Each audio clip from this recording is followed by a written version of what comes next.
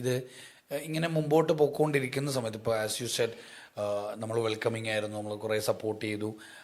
മലയാളികളുടെ ഈ ആതിഥ്യ മര്യാദ, അതായത് ഈ ഗസ്റ്റിനെ വെൽക്കം ചെയ്യുന്ന ഒരു നേച്ചർ വളരെ പ്രസിദ്ധമാണ്.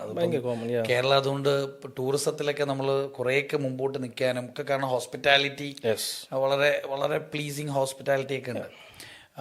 അത്തരം എന്തെങ്കിലും അനുഭവം ഇപ്പോൾ ഈ കഴിഞ്ഞ 2008 മുതൽ 2023 വരെ നാട്ടിലുണ്ടായിരുന്നല്ലോ. അപ്പോൾ അതിനിടയ്ക്ക് കേരളത്തിൽ ഒരുപാട് സംഭവങ്ങൾ നടന്നിട്ടുണ്ടല്ലോ. ഇപ്പോൾ എനിക്ക് തോന്നുന്നു 2018 ഫ്ലഡ്. ഈ ഫ്ലഡ് സമയത്തൊക്കെ നിങ്ങൾ അവിടെ ഉണ്ടായിരുന്നു, കേരളത്തിൽ ഉണ്ടായിരുന്നു? ആ സമയത്ത് എനിക്ക് തോന്നുന്നു ഓഗസ്റ്റ് സെപ്റ്റംബറിലൊക്കെ ആയിരിക്കും 2018. അപ്പോഴാണ് സ്റ്റാർട്ട് ചെയ്തത്. ഇൻഡിപെൻഡൻസ് ഡേയുടെ തൊട്ടപ്പുറത്ത് ദിവസം എനിക്ക് ഓർമ്മയുണ്ട്. ബിക്കോസ് അന്ന് ഞങ്ങൾ പുറത്ത് നിന്ന് റോട്ടിൽ നിന്ന് വെള്ളം ഞങ്ങൾ ഫുട്ബോൾ കളിച്ചുകൊണ്ടിരിക്കുന്നു. ഫുട്ബോൾ കളിക്കാറുണ്ട് റോട്ടിലല്ലേ. അപ്പം അന്ന് തൊട്ട് ഞങ്ങൾ എല്ലാവരും വെള്ളം കയറി പയ്യെ ഞങ്ങൾ ഓർത്തില്ല ഇത്ര വെള്ളം കയറുമെന്ന്. അതുകൊണ്ട് ഇത് വെള്ളം പൊക്കോളും, അത് പണ്ടുള്ളതാ.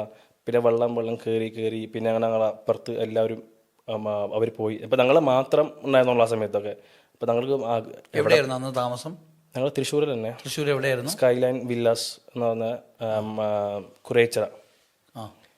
കുരേച്ചറ അവിടെ സ്കൈലൈൻ വില്ലാസ്. ഞങ്ങൾ വില്ല എല്ലാവരും ഉണ്ടായിരുന്നു. അവിടെ വെള്ളം കയറി വീടിൻ്റെ അടുത്ത് വെള്ളം കയറി, എൻട്രൻസിൻ്റെ അടുത്ത് വെള്ളം കയറി. അപ്പോൾ ഞങ്ങൾക്ക് എന്താ ചെയ്യുന്ന അറിയില്ല. ഇവിടെ ആരും കസിൻസും ഫാമിലി ആരും ഇല്ല. ആകെയുള്ളത് ബ്രദേഴ്സും.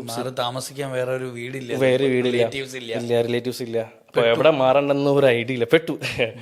ഹോട്ടലിൽ ഞങ്ങൾ അവിടെ പോയി നോക്കി, അവിടെയും ഫുള്ളും ഓക്കുപ്പൈഡാ, ഒന്നും അടുത്തില്ല.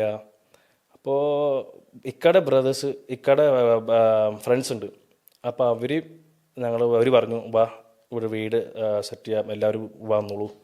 ഒരു വെൽക്കമിങ്. അതാ പറഞ്ഞേ, നമ്മൾ മലയാളീസ് ഫുൾ ഇങ്ങനത്തെ വെൽക്കമിങ്ങാ.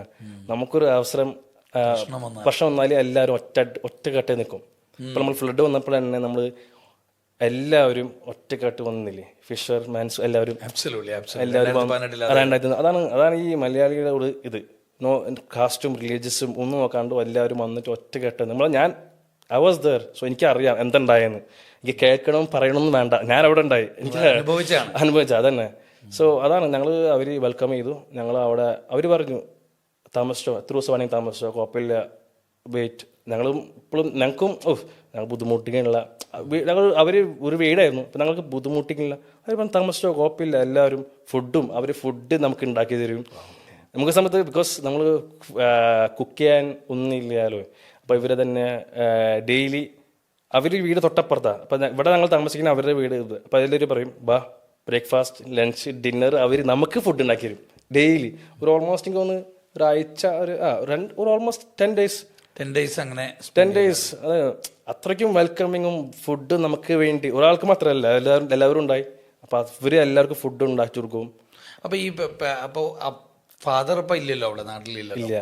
അപ്പോൾ ഫാദറിൻ്റെ ഒരു ആൻസൈറ്റി ഒക്കെ ഉണ്ടാവുമല്ലോ. ഇപ്പോൾ ഇങ്ങനെ ഒരു അറിയാത്തൊരു രാജ്യത്ത് ഇങ്ങനെ ഒരു വലിയ പ്രകൃതി ക്ഷോഭം നടക്കുന്നു. അപ്പോൾ അദ്ദേഹം എങ്ങനെയായിരുന്നു ഇത്? നിങ്ങളെ കമ്മ്യൂണിക്കേഷനൊക്കെ എളുപ്പമായിരുന്നോ?